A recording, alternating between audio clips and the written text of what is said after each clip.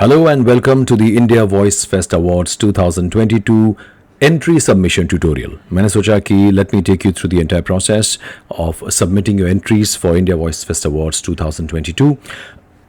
वैसे काफ़ी सारी चीज़ें क्लियर हैं, everything is available on the website, पर फिर भी I thought it will be a good idea to hand hold you through the entire process to make it easier for all of you.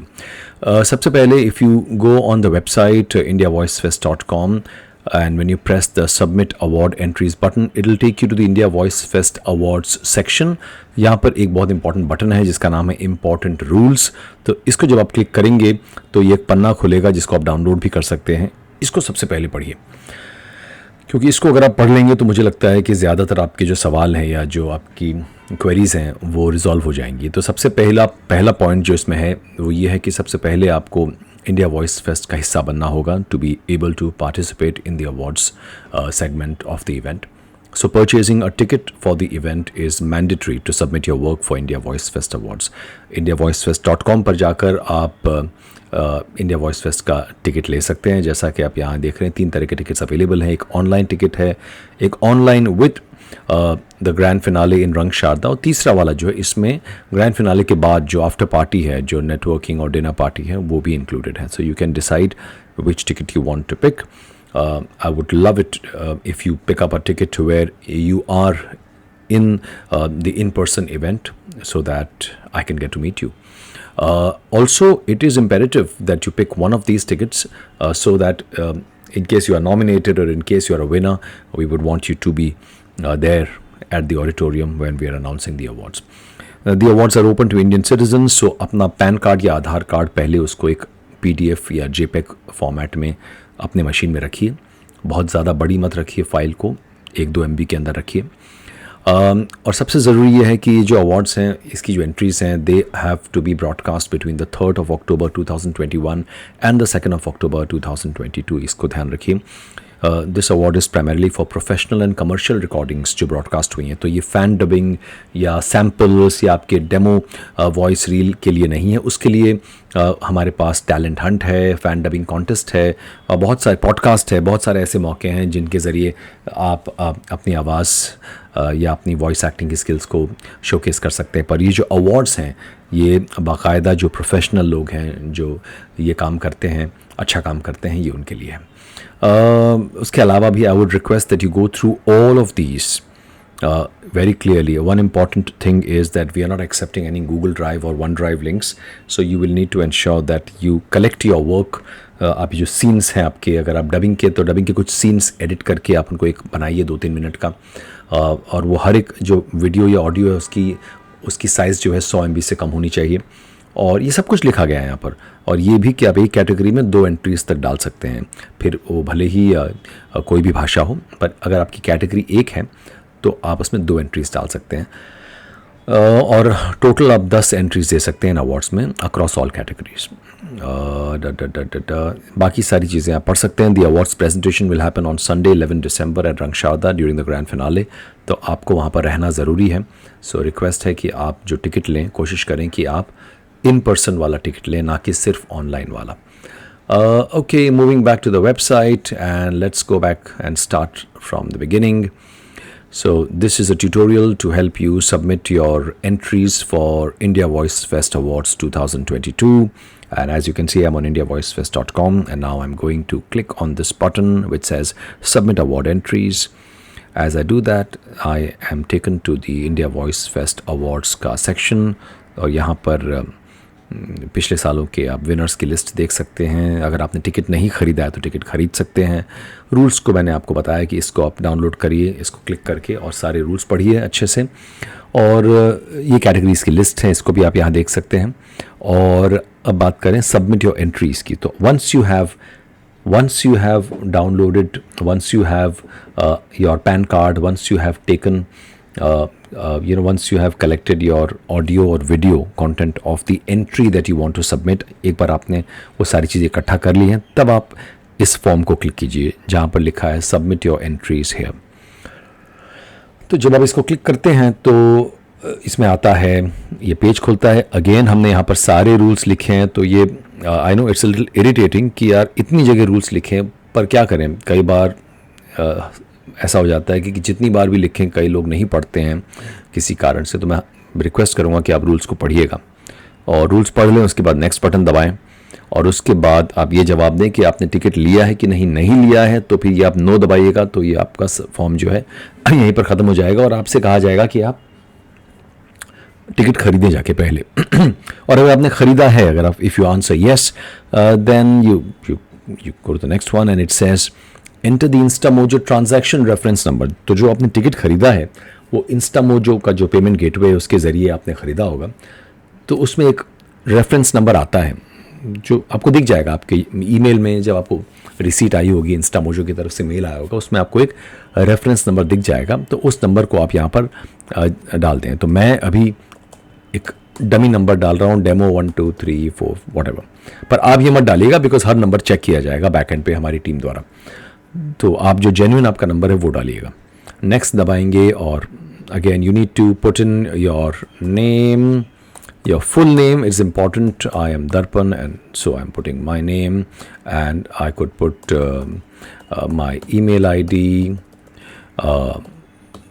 I'm just putting some dummy details.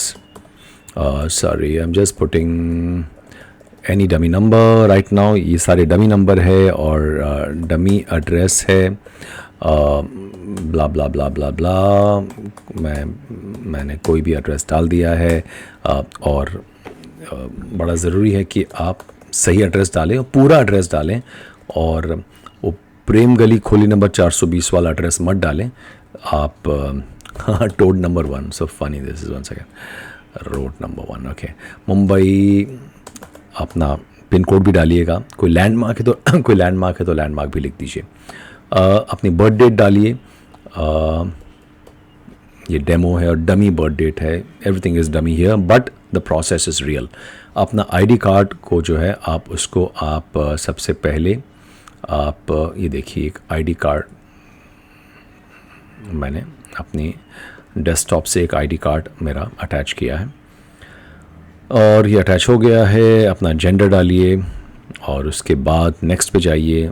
Do you agree to the terms and conditions? Of course, you can say yes to that. And then अब ये सबसे important है, आपने decide कर लिया होगा पहले ही से ही कि आप कितनी एंट्री सबमिट करने वाले हैं। तो उस हिसाब से आप यहाँ पर मेंशन कीजिए कि इस बार आप एक बार में कितनी एंट्री सबमिट करना चाहते हैं। अगर आपके पास आज एक एंट्री है और 15 दिन बाद में एक और एंट्री है तो आप फिर से फॉर्म भरिएगा, कोई दिक्कत नहीं है। पर कोशिश कीजिए कि एक बार में अपनी सारी एंट्रीज डाल दें तो हमारी टीम के लिए थोड़ा सा काम जो है बच जाएगा, वरना काम बढ़ जाएगा फिजूल का। तो चलिए डेमोन्स्ट्रेशन के लिए मैं लिखता हूं कि मुझे 2 एंट्रीज डालनी है। तो चलिए मैंने 2 सेलेक्ट किया। नेक्स्ट, अब ये ले आया मुझे सीधी एंट्रीज पर। एंट्री नंबर 1, तो समझिए मेरी पहली जो एंट्री है, समझिए कोई टीवी कमर्शियल है। तो मैंने यहाँ पर प्रोजेक्ट का नाम लिख दिया टीवी कमर्शियल। फॉर एग्जांपल मैंने लिखा अमेज़ॉन इंडिया का कोई टीवी कमर्शियल है, वो मैंने यहाँ पर लिख दिया। और यहाँ पर कैटेगरी चूज़ करने की बारी आई तो मैंने यहाँ पर टीवी कमर्शियल चूज़ कर लिया। सब कैटेगरी, अब यहाँ पर कोई सब कैटेगरी नहीं है, पर समझिए टीवी कमर्शियल की जगह अगर ये कुछ और होता, अगर ये कोई OTT का कोई शो होता तो एक्चुअली तो भी कोई फ़र्क नहीं पड़ता है। मुझे लगता है इस सब कैटेगरी में अगर आपका कोई सब कैटेगरी कोई डिटेल नहीं है तो NA लिख दीजिए, non applicable, not applicable. Language समझिए मैंने हिंदी में काम किया है तो अगर मैंने हिंदी लिख दी यहाँ पर। Medium of broadcast, TV commercial है तो मैं इसके लिए लिखूंगा टेलीविज़न। अब आप कहेंगे कि सारे टीवी कमर्शियल तो डिजिटल पे भी आते हैं, यूट्यूब पे भी आते हैं। यहाँ पर वो बनते टीवी के लिए हैं और फिर वो यूट्यूब पे आते हैं।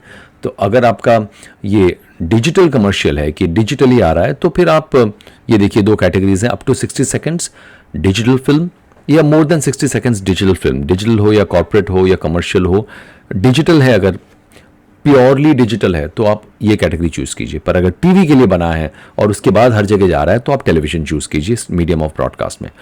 यहाँ पर episode number, character name, season name, blah blah blah blah ब्ला।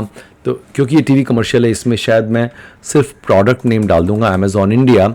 समझिए मैंने दिवाली के टाइम का एक कोई ऐड था तो कहूँगा Diwali special add for example.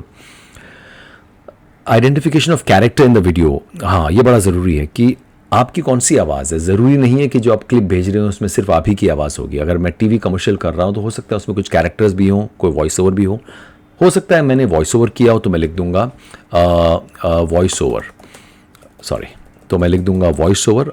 और अगर मैंने उसमें कोई कैरेक्टर प्ले किया है, may be husband, husband wife है, तो मैं लिख दूंगा हस्बैंड वॉइस। पर ये ध्यान रहे कि हमेशा इतना आसान नहीं होगा। डबिंग के जब हमें आते हैं एंट्रीज तो उसमें कई बार बहुत सारे कैरेक्टर्स होते हैं, तो प्लीज़ जितना हो सके क्लियरली लिखिए। अगर आपने डबिंग का कोई काम अपलोड किया है या आप सबमिट कर रहे हैं और उसमें बहुत सारे कैरेक्टर्स हैं उस सीन में, तो लिखिएगा may be girl in white dress, try to be as elaborate as you can please. So voice over in the film, ये मैंने लिख दिया अगर मैंने ये काम किया। नेम ऑफ द क्लाइंट, ये बड़ा ज़रूरी है कि आपने किसके लिए काम किया है, दैट्स सो इम्पॉर्टेंट। समझिए मैंने ये शुगर मीडियाज़ के लिए काम किया तो मैंने नाम लिख दिया। जो क्लाइंट की आपके प्रोड्यूसर या आपका कोऑर्डिनेटर या जो भी है वो कौन है, चाहे वो डबिंग का प्रोडक्शन कंपनी हो, एडवर्टाइजिंग प्रोडक्शन हाउस हो, कोई भी हो, तो आपने किसको कौन थे जिन्होंने आपको ये काम दिया है, तो उनका नाम लिखिए। You need not right the name of the head of the company, ज़रूरी नहीं है, पर किसी न किसी रिस्पॉन्सिबल रिप्रेजेंटेटिव का नाम डालिए।